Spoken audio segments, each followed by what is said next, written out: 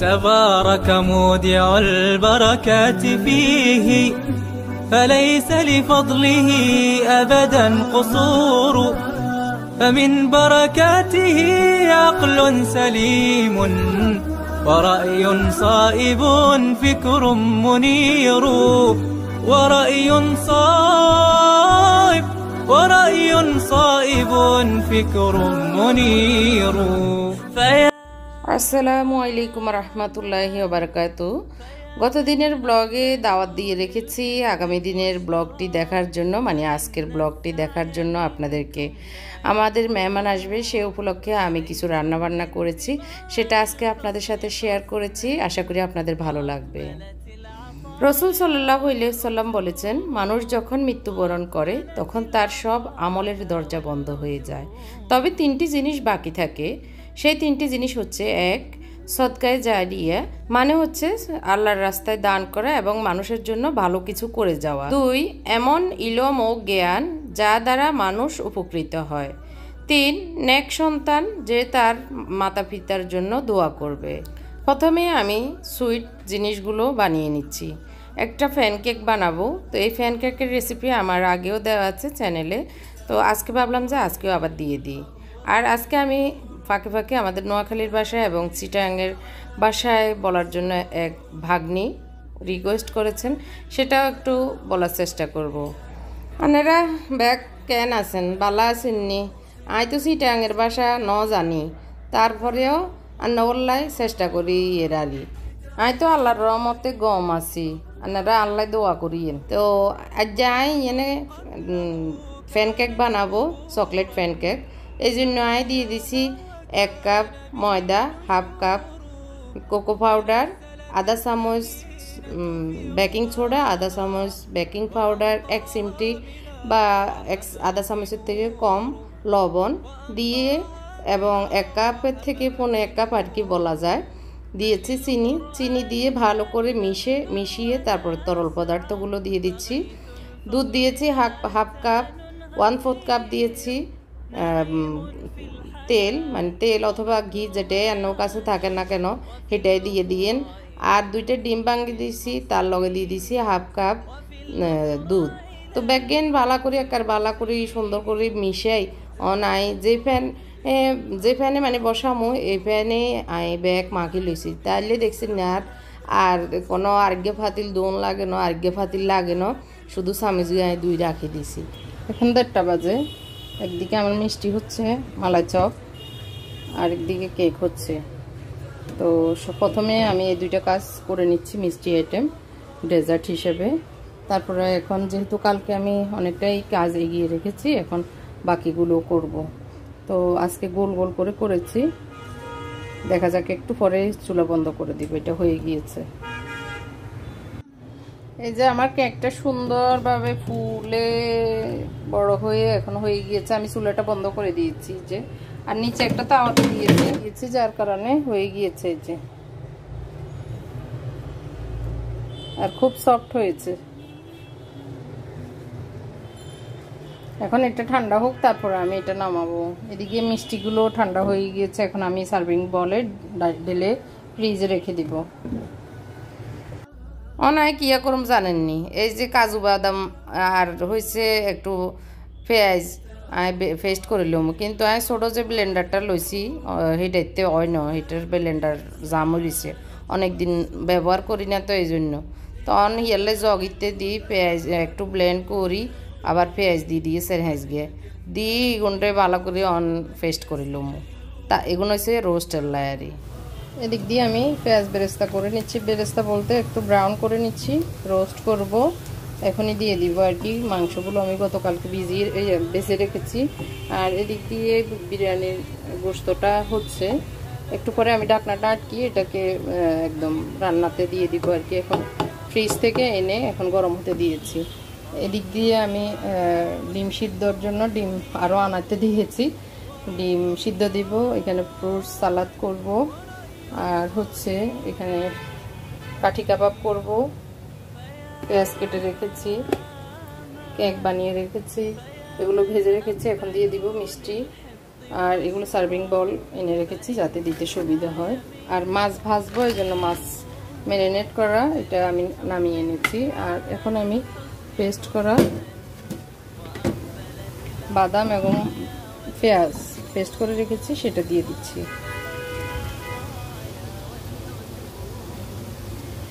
এখান থেকে একটু উঠিয়ে নিচ্ছি।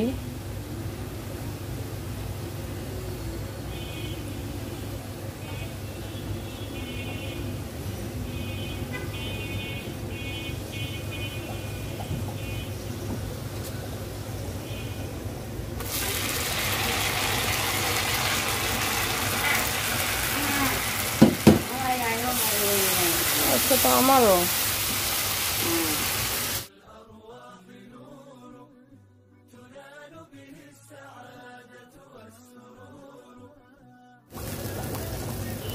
দিয়ে দিচ্ছি রোস্ট মশলা। এখানে 3-4 চামচের মতো হবে, আমি সবগুলোই দিয়ে দিচ্ছি কারণ রোস্ট হচ্ছে 12 পিস। 4 চামচ 5 চামচের মতো দিয়ে দিয়েছি। তারপর দিয়ে দিব একটু ইয়োগার্টকে ভালো করে ফিটে। সিম্পলি আসলে আমি রান্না করি। এটার লিডটা আমি আটকিয়ে দিচ্ছি।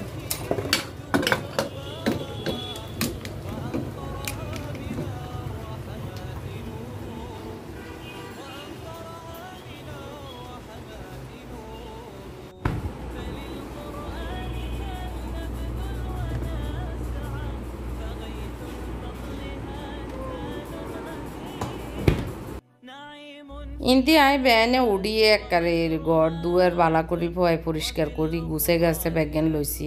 ইয়ে না সুন্দর একটা সিটিং করছি, বাইরের দৃশ্য দেখবার লাই খুব সুন্দর লাগে। আর এই জায়গাটা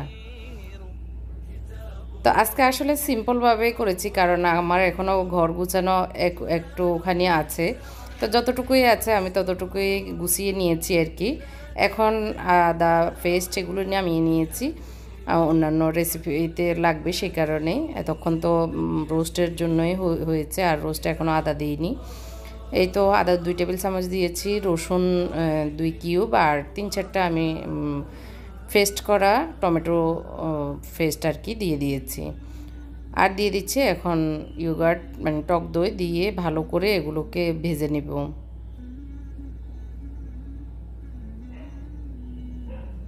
তো আজকের প্ল্যানটা হচ্ছে কি কি রান্না করছি সেটা একটু আগে বলে দিই। লবণ দিয়ে দিয়েছি, আর যা যা আসলে রোস্টের রেসিপি আগেও দেখিয়েছি, এখন আর বলার কিছুই নেই। এদিক দিয়ে আমার যে কেকটা সেটা হয়ে গিয়েছে, আমি এখন একটা ডিশে ঢেলে নিচ্ছি। খুব সুন্দরভাবে হয়েছে আর সফটলি এত তাড়াতাড়ি হয়ে যায়, মানে জটফট। হ্যাঁ, কোনো ওভেন লাগে না, অন্য কোনো কিছুই লাগে না। আসলে আমরা যদি খেয়াল করি আরই যে কাজ সহজ করে করমু তখন ঠিকই করা হয়। আমরা যদি 2-3 গা ভাতিলিতে কতাগান লাগাই দিই করি তখন তো আঙ্গো জান শেষ হয়ে যাবে। শেষ হয়ে গেলে এবার পরে কী হয়, আমরা আজ জীবনে এটা আর করবার ইচ্ছা করে না, মাগো এত কাম কেনে করো এ কথা মান। যদি আমরা সহজ করি কাম কেন করি তখন আমরা প্রতিদিনে করতে আঙ্গো মনে হইব। তো সবসময় আন্নারা ব্যাকে চেষ্টা করবেন। আমি কোনো আসলে টিচার নয় বা আন্না করে শিখাইবার মতো কিছুই নয়, পরামর্শ দিব আর কি। আন্নারা বেশি জিনিসপত্র লাগাই টাগাই কাজকর্ম করিয়েন না, তাইলে আন্না ওই কষ্ট হইব। আমি একখানা গুড়ি গাড়ি দিয়ে এই যে রানাইকে কেবলে গুছিয়ে রেখছি। এরা ভাবছিলে একটু শুই রয়েছে, মানে হেদের তো আর কাজ নাই, আর কাজ সব তো হিয়ারলে তারা একটু রেস্ট নের, মোবাইল টোবাইল দেখে রানি। এদিক দিয়ে আমার রোস্টের যে ঝোলটা সেটাতে আমি ঝোল দিয়ে দিচ্ছি, দিয়ে মানে মশলাটা ভালো করে কষিয়ে এখন ঝোলটাও ভালোভাবে কষানো হয়েছে। আমি এখন চিকেনগুলো দিয়ে দিচ্ছি। তো রমজানের তো দেখতে দেখতে অষ্টম রোজা পার করে ফেলেছি আমরা। তো রহমতের 8 দিন চলে গিয়েছে আমাদের জীবন থেকে, হায়াত থেকে। তো আমরা আসলে কতটুকু আমল করতে পারতেছি আমরা নিজেরাই আত্মসমালোচনা করব, এবং যদি ঘাটতি থাকে সেটা আবার বাকি দিনগুলিতে পূরণ করার চেষ্টা করব। নামাজ, রোজা, হজ, জাকাত যেরকম ফরজ, পর্দাও সেরকমই ফরজ। অবশ্যই পর্দাটাকেও গুরুত্ব দিতে হবে। আমরা যারা একটু পর্দার ব্যাপারে একটু গাফিলতি করি বা মনে করি গুরুত্ব দিই না, তাদেরকে বলবো সবাই একটু পর্দার ব্যাপারেও একটু আপনারা সচেতন হন, কারণ আর আখেরাতে আমাদেরকে জবাবদিহি অবশ্যই দিতে হবে। আল্লাহ পাক আমাদেরকে কোরআনের এক অংশ মানতে বলেছে, আর এক অংশ মানতে বলে না, এরকম কোথাও লেখা নেই। প্রত্যেকটা অংশই মানতে হবে, প্রত্যেকটা ফরজ কাজ আমাদেরকে করতে হবে, না হয় আমাদেরকে আখেরাতে এটা জবাব দিতে হবে। তো সেই আখেরাতের আগুন থেকে বাঁচার জন্য, আখেরাতের কষ্ট থেকে বাঁচার জন্য আমরা দুনিয়ার কষ্টটাকে একটু কষ্ট করে মেনে নিয়ে সেটা আমল করার চেষ্টা করব। আশা করি বুঝতে পেরেছেন, কেউ কিছু মাইন্ড করবেন না, একটু বলার চেষ্টা করেছি আপনাদের। আসলে পর্দা করে সব কিছুই করা যায়, এমনিতেও করা যায়, তারপরে আমরা মনে করি পর্দা করে ওইটা করা যাবে না, ওইটা করা যাবে না, সবই করা যাবে ইনশাল্লাহ। একটু মনের হিম্মত রেখে কাজ করলে হবে। যাই হোক, রোস্টটা পাশের চুলায় দিয়ে আমি এখন কাঠি কাবাব বানাবো, সেই কারণে ম্যারিনেট করা গোশতগুলো দিয়ে দিয়েছি, একটু চিনি দিয়েছি, আর একটু দিয়েছি কাবাব, রাঁধুনি কাবাব মশলা একটুখানি দিয়েছি আর কি, মানে একটু স্বাদ দেওয়ার জন্য। আর এগুলোকে আমি হালকা ভেজে নিয়েছি, কালকে ম্যারিনেট করে রেখেছি, তো যার কারণে এগুলো হতে আর বেশি সময় লাগে না।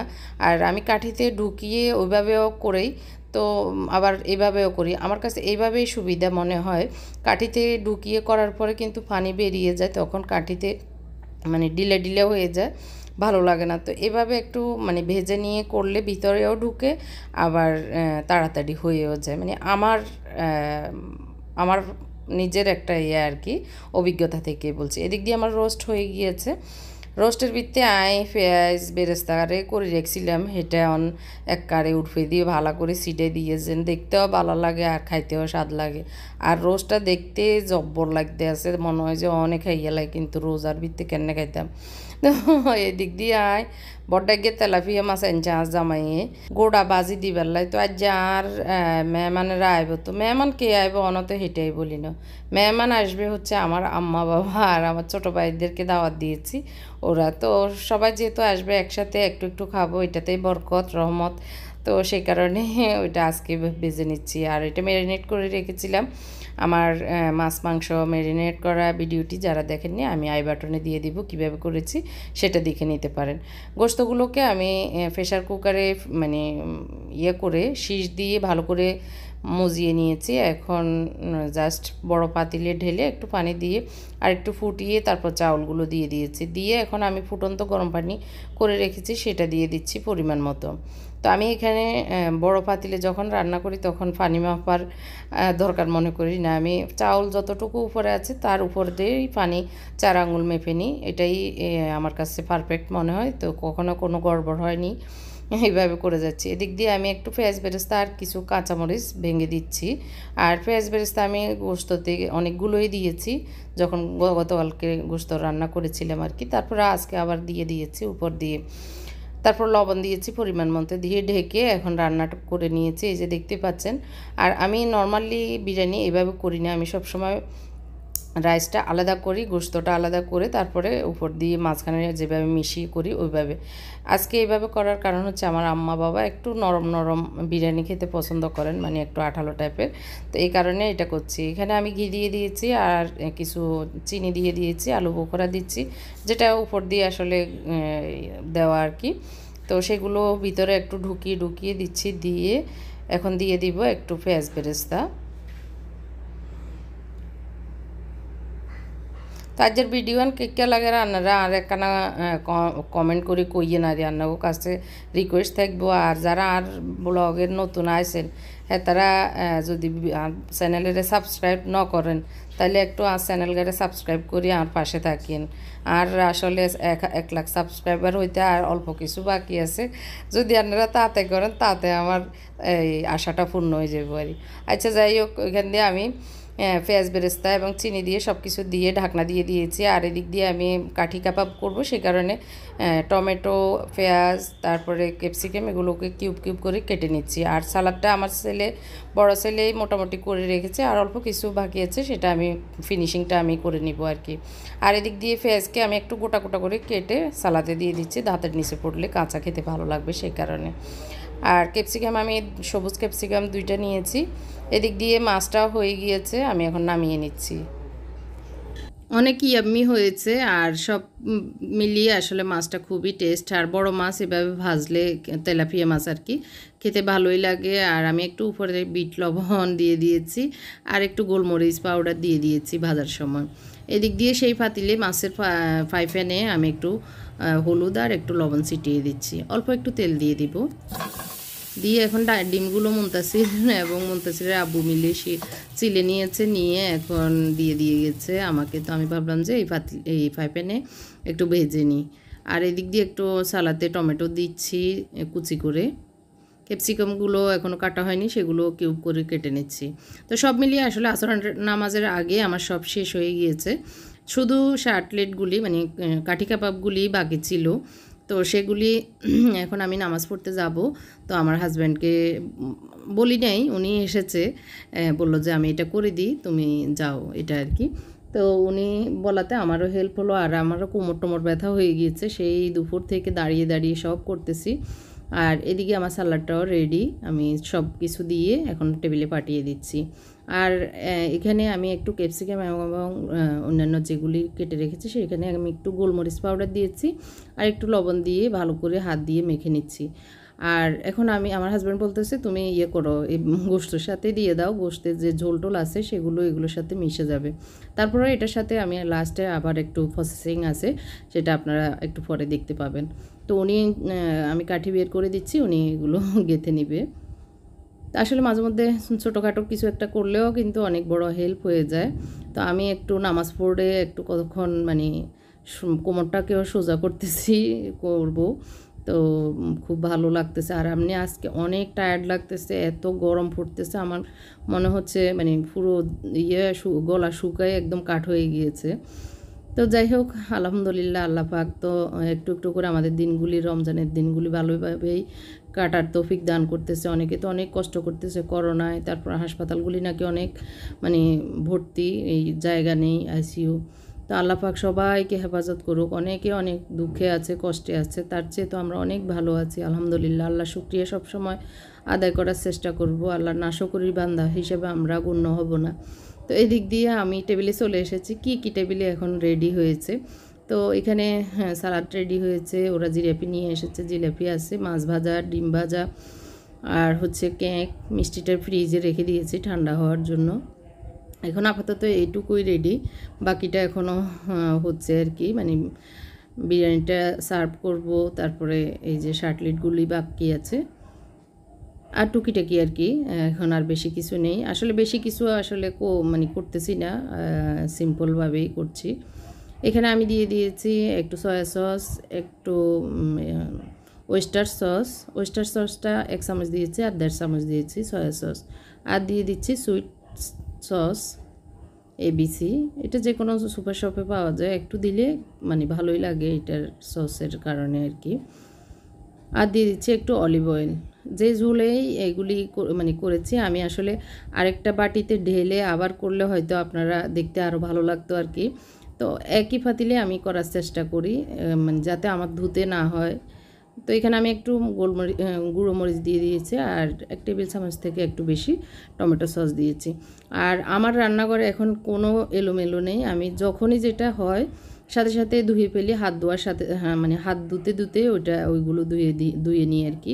তখন আর রান্নাঘর মেসি হয়ে থাকে না, অনেক ধোয়া পাতলার জিনিস পড়ে থাকে না বেসিংটাও আসলে দেখতে ভালো লাগতে হবে। আর মেহমান আসলে রান্নাঘর যদি অপরিষ্কার থাকে, হজবরল হয়ে থাকে, তখন এটা আমার কাছে খুব খারাপ লাগে। আমি চেষ্টা করি সবসময় আমার কাজও হবে, এর ভিতরে আমার রান্নাঘরটাও গুছানো থাকবে, গুছিয়ে নিই।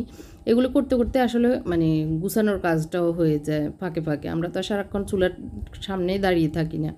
তো চেষ্টা করব আমরা হাত ধুতে ছোটোখাটো জিনিসগুলো যখন যেটা বের হয় সেটাই ধুয়ে নেওয়ার।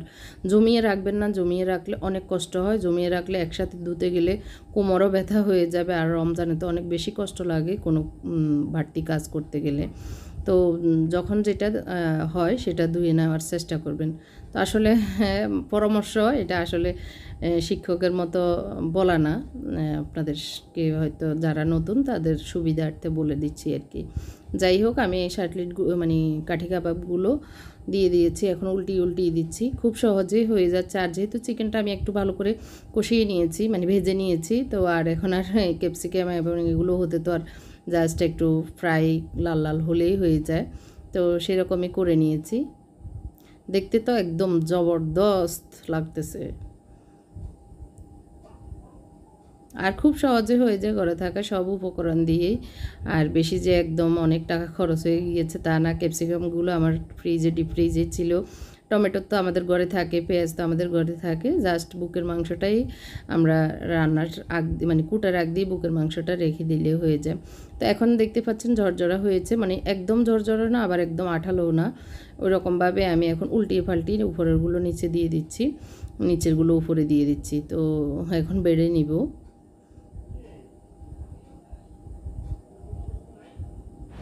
এই যে বেড়া বাড়া হয়ে গিয়েছে, এখন টেবিলে নিয়ে যাব। আর শার্টলেটগুলো হয়ে গিয়েছে, শার্টলেট আসলে মানে এটা এখনও ভালোভাবে শেখা হয়নি। আচ্ছা যাই হোক, আমি কাঠি কাবাবই বলি। তো এই যে আমার টেবিলটা এভাবে এখন গুছিয়ে নিয়েছি, আর বেশি সময় নিয়ে আম্মা বাবারা এখনও আসেনি, তো ওনাদের জন্য অপেক্ষা করতেছি, ফোন দিচ্ছি, বললো আসতেছে। তো আমি আমার যে সিটিংটা মানে বাইরে দেখার সেটাতে বসে আছে, ভাবলাম যে একটু শ্যুট করে নিই। তো সব কিছু এভাবে সিরিয়ালি রেখেছি যাতে খেতে বা নিতে সুবিধা হয়।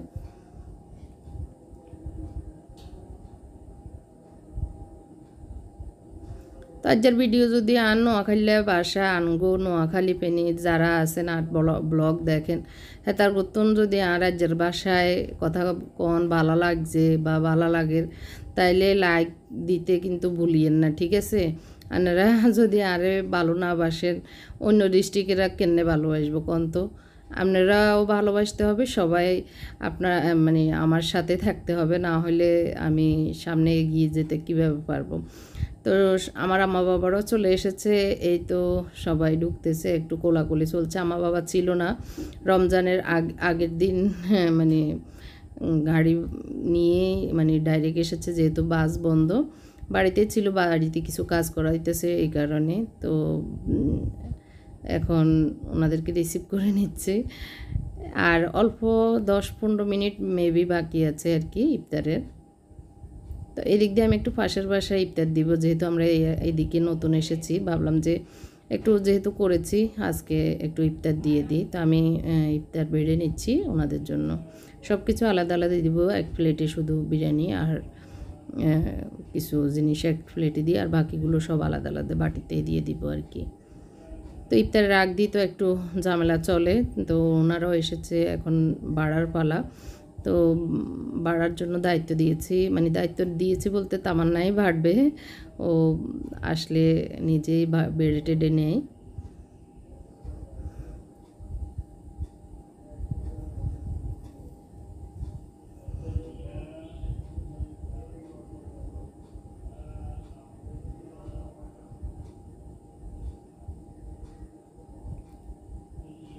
তো আসলে পাশের বাসায় এখনও পরিচয় হয়নি, যাওয়া হয়নি, তারপর একটু ইফতারের শরিক হচ্ছি আর কি। আসলে বেশি কিছু যে একদম সবার জন্য দিতে পারছি তা না, একদিন বেশি করে আরও দিব খেয়াল আছে এই আর কি।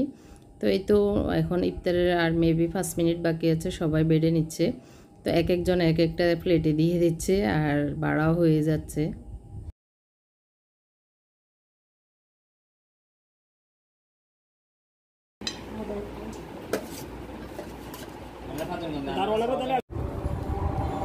اللهم اغفر لي ذنوبي وارحمني واهديني وارزقني وعافيني يا رب العالمين। না ওই যে উপরটা ওখানে যাও খাইবে বাবা, চামচ কয়েকটা আনছে রে ভাদি, মোত্তাকি দেখাই দে, ইন্দি তো না। তো এরকম নামাজি ঘর সবার ঘরে ঘরে যেন হয়, নামাজ সবাই মিলে পড়লে কলিজা ঠান্ডা হয়ে যায়। তো আমরা চা খাওয়ার পরে এখন একটু বাপ মেয়ে মা সহ পান খাচ্ছি। তো আজকের ব্লগ এই পর্যন্তই সমাপ্তি করছি। অনেক লং ভিডিও হয়েছে। সবাই ভালো থাকবেন। আল্লাহ হাফেজ। আসসালামু আলাইকুম।